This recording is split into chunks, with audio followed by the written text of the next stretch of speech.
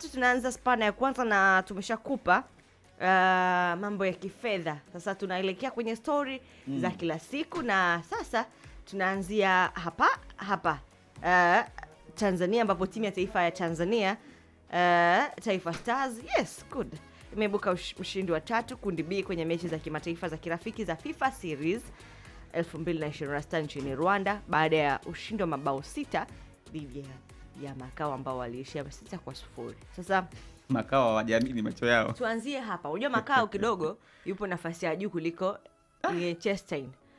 Tofauti ilikuja wapi? Ni kama Taifa Stars jana ndo walizindua kutoka kwenye usingizi kwamba hata mimi nilistuka, nishangaa hicho kwamba ni kwamba hawa jamaa ndo sasa hivi kuna kitu kimeongezeka au ni vipi?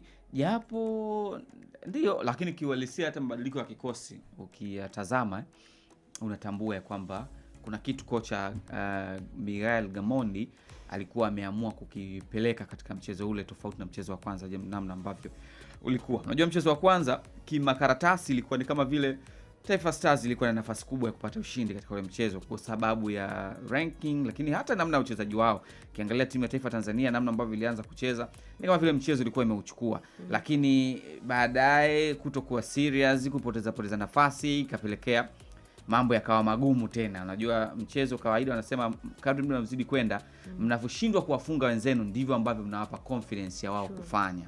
Yes, na wao wakaona kumbe tunaweza tukashinda, alafu tunaweza tukazuia, tukafanikiwa kuwazuia kwa kutegemea makosa yao ya kutokuwa na clinical pale mbele. Na ndicho ambacho kilifanyika, kikafanikiwa katika mchezo ule wa kwanza. Lakini mchezo wa pili kocha Gamond ni kama vile alionyesha kwamba huu mchezo awalau na utaka.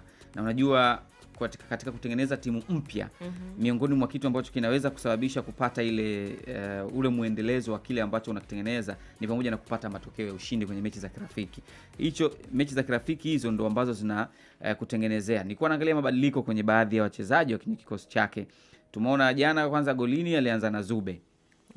Alianza na Zuberi Foba, lakini tuliona maingizo ya kiwemo ya kina mtu kama Paul Peter ambaye kwenye mchezo uliopita hakuanzia kwenye kikosi cha kwanza.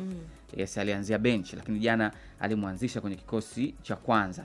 Lakini pia mchezaji mwingine ambaye jana alimwanzisha, ambaye kwenye kikosi kilichopita hakuwa amemwanzisha, ni Morris Abraham.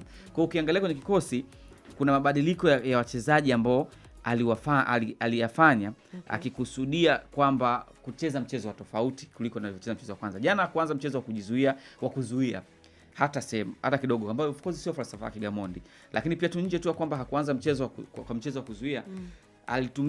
Ni kama vile aliamua kwamba tupishane, lakini kwenye kupishana kwetu sisi tuanzie kupishania kati.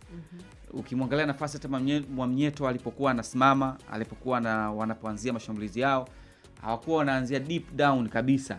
Kuna namna kocha alikuwa anataka tusiwakaribishe sana, kwa sababu alijua kama itatokea watafungwa ina demoralize wachezaji. Yaani kuna namna hiyo inawashusha wachezaji. Kwa wale ambao bwana tuwasogeze kidogo juu ya goli letu, alafu sisi tujaribu kupress mapema ili ikiwezekana tupate magoli. Na Mungu si athumani, wakafanikiwa kufanya hivyo. Lakini hii yote haikuletwa na useme na udhaifu tu wa mpinzani peke yake. Ni pamoja na mpango mzuri ambao aliingia nao kocha Miguel Gamondi. Kuna wachezaji ambao anawafanyia mabadiliko ikiwa wao wanajua kabisa ya kwamba mimi hizi ndio nafasi zangu. Unajua katika timu ya taifa, miongoni mwa vitu ambavyo mimi navipenda kwa sasa, tuna wachezaji ambao sio ile grade ya kimataifa, yani ile ya piki ya juu kabisa. Lakini tuna wachezaji ambao wana spirit ya kupambana. Ukiangalia kuna Charles Mombwa ni mpambanaji, ukiangalia Mirosh ni mpambanaji, ukimwangalia Morris Abraham ni mpambanaji, muangalia hata Araraki pia yule naye ni mpambanaji. Yani tuna wachezaji wengi ambao wana asili ya kupenda kufight kwenye timu. Kwa hiyo hiyo pia inatia matumaini kwamba kama kocha akiendelea kutengeneza kitu kizuri ambacho anaendelea kutengeneza, kipo ambacho kitaonekana kwenye mechi zijazo. Tuwasikilize kwanza wachezaji wa Taifa Stars hapa, alafu tutakuja kusikia maoni ya wachambuzi wengine kuhusiana na mchezo huo wa jana, lakini pia ipi maana halisi ya Tanzania kumaliza nafasi ya 3 kwenye kundi B. Ni kweli tunastahili kuwa hapo? Na wewe nakuachia swali hilo, unaweza kuungana nasi kule YouTube ambapo tuko live na ukatuandikia maoni yako hapo. Ya, nashukuru Mungu, mchezo ulikuwa mzuri, mchezo ulikuwa wa upande wetu naweza nikasema, kwa sababu tunajua tulicheza mchezo wa kwanza tumepoteza, kwa hiyo ni wazi kwamba Watanzania walikuwa wanatudai mioyoni mwetu. Baada ya ule mchezo ilikuwa ni mioyo ambayo imegubikwa na majonzi sana kwamba tumewadisappoint Watanzania wengi sana, lakini kwa namna ya kipekee sana tunamshukuru Mwenyezi Mungu, maana tumeweza kucheza mechi hii, tumewapa kile ambacho walikuwa wanastahili Watanzania. Sisi tumeandaliwa kucheza kila aina ya mechi na kila aina ya mpinzani, kwa hiyo kuna namna timu inaweza kusema haina vipimo, kuna uwezekano ubora wetu ndio ukafanya timu yao ionekane haina vipimo. Kwa hiyo naweza nikasema kwa nafasi yao ile ni timu ya taifa. Unapokuwa unacheza na timu ya taifa inamaanisha unacheza na mastaa wa nchi. Kwa hiyo sisi tumewachukulia kama ni mastaa wa huko walikotoka, kwamba tumecheza tumewapa kile ambacho wanakistahili. Cha kwanza tunapenda kumshukuru Mwenyezi Mungu kuweza kumaliza mchezo huu salama, na cha pili katika mchezo ilikuwa mgumu, lakini tumefuata maagizo ya mwalimu. Mwalimu ametuagiza, mechi iliyopita tumetoka kupoteza. Kwa mechi hii lazima tuwafurahishe Watanzania, tushinde goli nyingi. Kwa inshallah tunamshukuru Mwenyezi Mungu, tuweza kutekeleza maagizo ya mwalimu na tumefanya vizuri na tumeweza kushinda goli nyingi. Ilikuwa mechi nzuri, nimejitahidi kwa kiwango changu muonyesha mwalimu, na mwalimu ameniamini na kuniamini, na mimi nimeendelea kupambana na kuonyesha. Kwa hiyo najisikia furaha kuwezesha timu yangu, nchi yangu kuweza kupata ushindi mnono. Neno mnono ndio kitu cha msingi zaidi kwenye siku ya jana. Lakini bwana Peter, watu wengi walikuwa wanafurahia ushindi wa jana, lakini mimi binafsi nikajiuliza na kwenye kundi tulilokuepo sisi Liechtenstein, Macau, si ndio? Nafasi tuliopo, nafasi ya 3 ni tunastahili na Aruba ambaye ndo bingwa.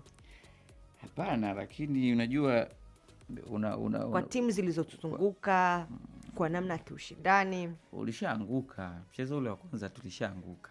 Yaani pale ni kwamba ni sehemu ambayo mlijiamini mnaweza kuchukua alama, alafu alama hazikuchukulika. Kwa hiyo hapo ndo palipoanzia changamoto. Yaani pale sehemu ya kwanza kama ingekuwa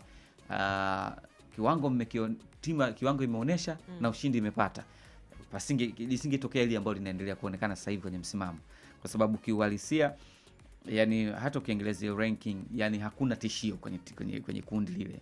Ukisema kwamba hapa Tanzania hapa ameenda kama underdog, hapana. Lakini sasa nini kimetokea? Kilichotokea ni kwamba tayari ulishaangusha alama kwenye sehemu ambayo ulistahili kuchukua alama. Kwa hiyo kinachofuata sasa hizi unajikongoja kurudi kwenye mstari. Kwa hiyo ni kawaida kutokea kile kilichotokea, japo haikustahili kuwa vile, kwa sababu hata hiyo mechi ambayo ilikuwa ni ya kuangusha alama, ukiangalia sio mechi ambayo mpinzani aliichukua kwamba ukasema hii wanaani hapa alikutawala na akakufunga na alama akachukua. Mimi kwangu naamini tumefika nafasi ya 3 kwa uzembe wetu. Okay, hatukustahili kuwa hapa. Yes, pengine tulistahili zaidi kuwa tunapambania ubingwa ama tumecheza finali, lakini kuenda nafasi ya 3 ni matokeo uzembe wetu, hususan kwenye ule mchezo wa kwanza ambao nafikiri kupoteza kwetu alama kwa sehemu kubwa kulichagizwa zaidi na uzembe wetu sisi wenyewe kama timu, lakini pia uzembe wa mchezaji mmoja mmoja. I can tell you ukifanya reference ya nini ambacho kilikuwa kina miss, tutakubaliana wote kwenye mchezo wa kwanza ilikuwa ni swala la kuwachukulia tu poa wale Liechtenstein, lakini kama tungeenda full force kama tulivyofanya jana, mechi ile tungeweza kushinda kwa tofauti kubwa tu ya mabao.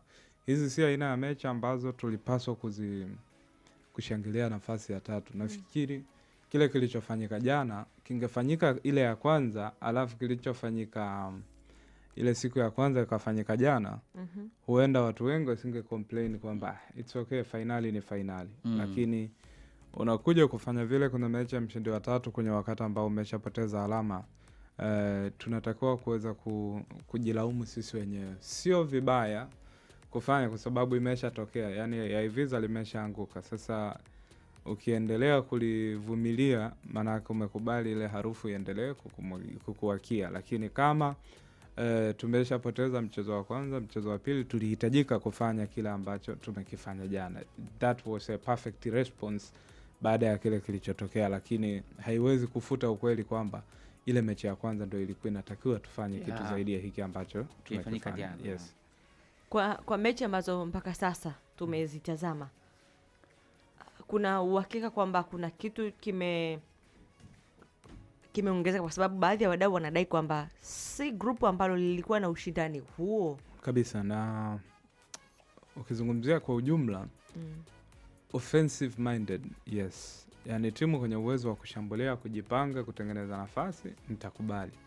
Lakini kwa maana ya timu kucheza kwenye namna ambayo tunaweza tukawa salama muda mwingi mchezoni, hiyo nafikiri bado ndo changamoto, kwa sababu timu yetu ikipigwa counter ni kama kuna mstari mkubwa sana kati ya viungo na safu ya ulinzi, na hata ukitazama pattern ya kiulinzi sio ile stiff ambayo inaweza kukufanya wewe ukaona kwamba hapa tupo kwenye eneo ambalo tunaweza sasa kudefend kwa kiwango cha juu.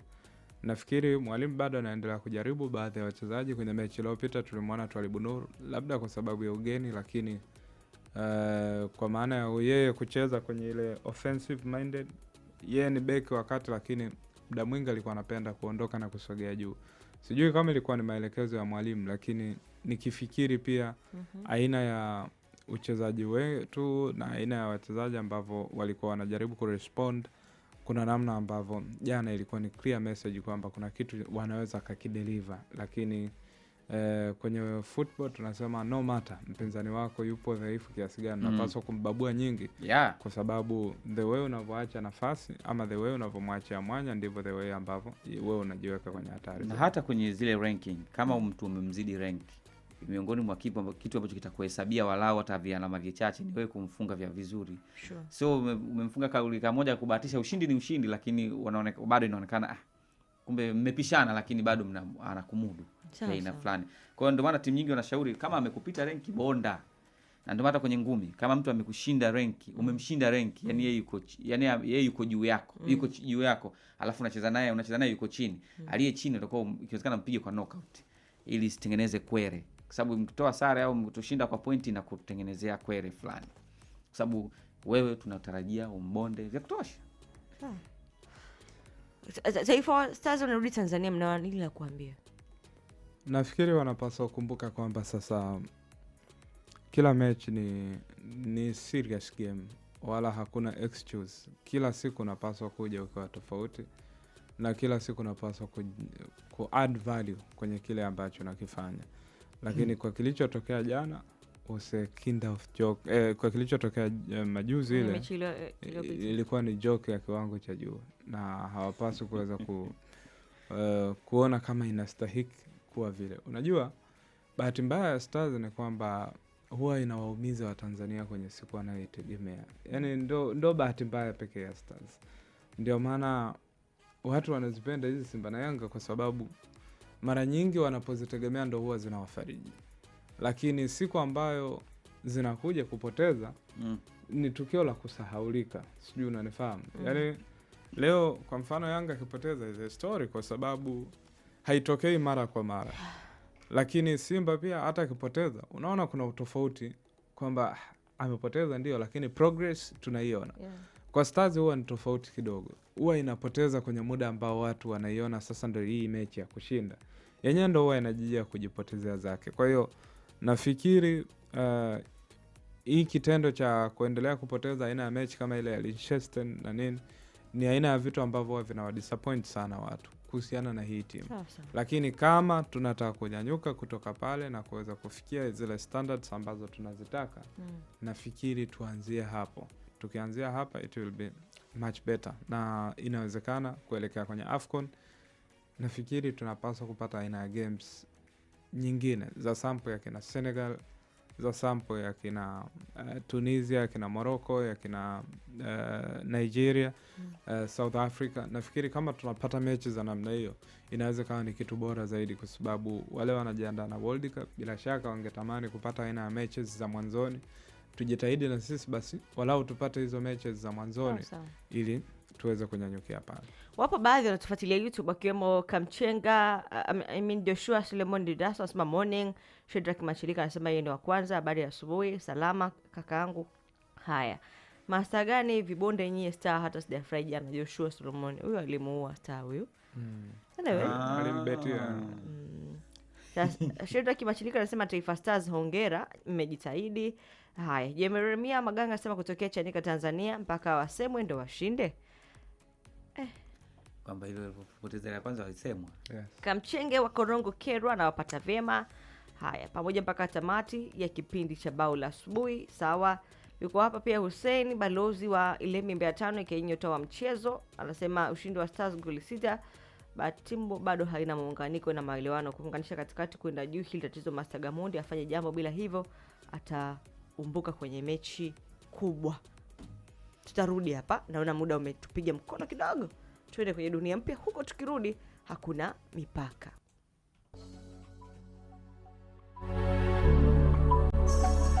Lilikuwa halali. Nakumbuka mara ya kwanza alizungumza pale jijini Arusha.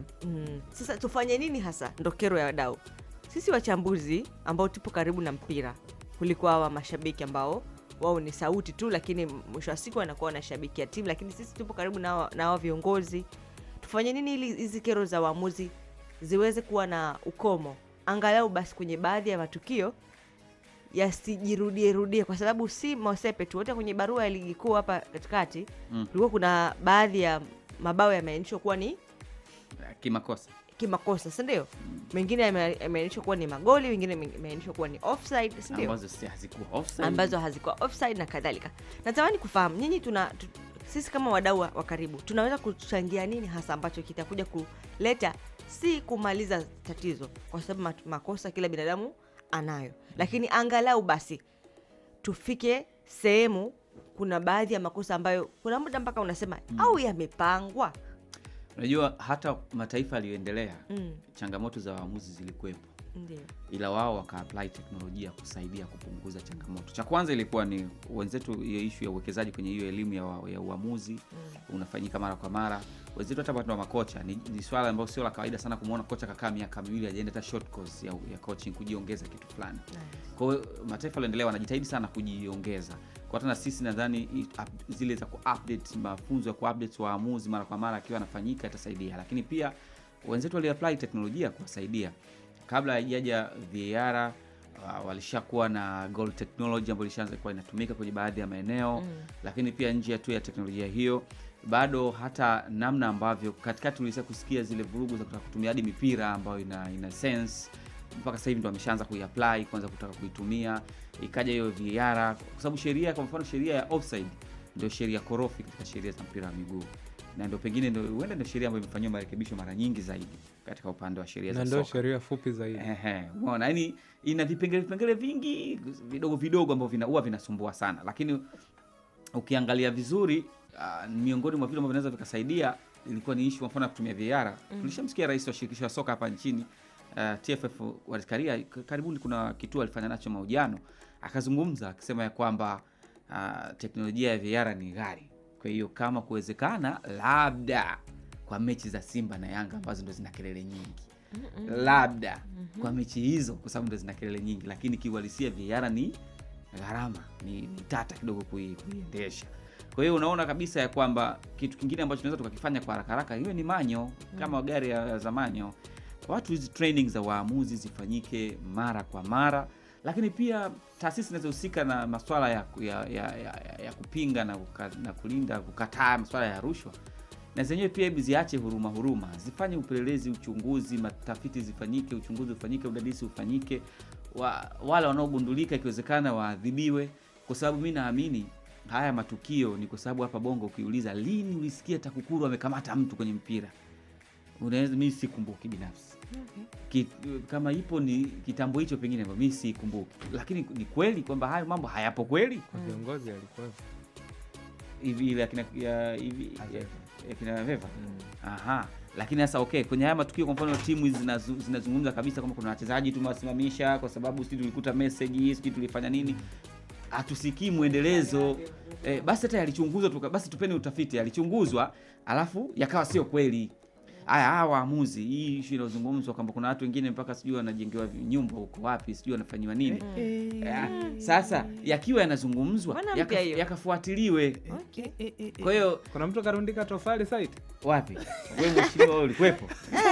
Sawa. Kwa hiyo yanayozungumzwa yasiishie kuzungumzwa tu, yakizungumzwa yafuatiliwe, kwa sababu huenda kukaa kuna hiyo harufu, kama ipo ifanywe kazi. Najua bahati mbaya ni kwamba kwanza tutakubaliana kwamba hayataisha, lakini yatapungua, kwa sababu hata pale PGMOL pale England, moja kati ya changamoto walionayo kila wiki wana controversy. Yaani wana controversy. Yapungue, yes, ndio tunachokitaka. Sio kwamba yaisha. Kuisha hawezi pia kwa sababu ya kosa binadamu. Hiyo controversy wakati mwingine mpaka unafikiria kwamba au ni makusudi, kwa sababu unaweza kukuta tukio hili limeadhibu kadi nyekundu, ili halijaadhibu kadi nyekundu, is a uniformity. Lakini ambacho naendelea kuamini pia kwa waamuzi wetu ni kwamba mimi huwa nachoka sana kuamini kwamba kile kitu wanakifanya kwa bahati mbaya sometimes. Yaani kuna wakati mimi naangalia nasema sasa mbona hii haihitaji hata uwe na beji ya FIFA. Hata beji ya TFF tu usipokuwa nayo unaona kuna kosa. Yes, unaweza kaadhibu kwamba ile ni kosa. Yaani kwa mfano ile kitendo cha kusubiri eti Jigi Jaraja adhibiwa na kamati, nayo ilikuwa inahitaji sasa muamuzi awe ana shule gani. Sasa si Mwamnyeto alienda kumbembeleza, mhurumie bwana. Na nilichokuwa najiuliza pale, angetoa kweli kadi nyekundu? Naweza kaange. Tunajuana. Bwana, muda kutoa pesa ulishafika. Dakika 5 nilikwambia, saa 1 dakika 5 tayari zimeshafika, saa 1 dakika 5. Wakati unajiandaa pale baadaye kupata